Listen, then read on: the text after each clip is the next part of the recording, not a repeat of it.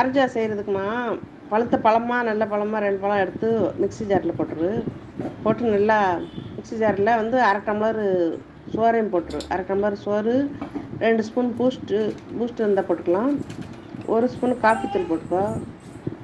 1/2 tumbler சீனி போட்டுரு. அதுக்கு சீனி போட்டு நல்லா மிக்ஸியில் சீனி போட்டு பால் 1 டம்ளர் ஊற்றி இல்லாட்டி அரையாது.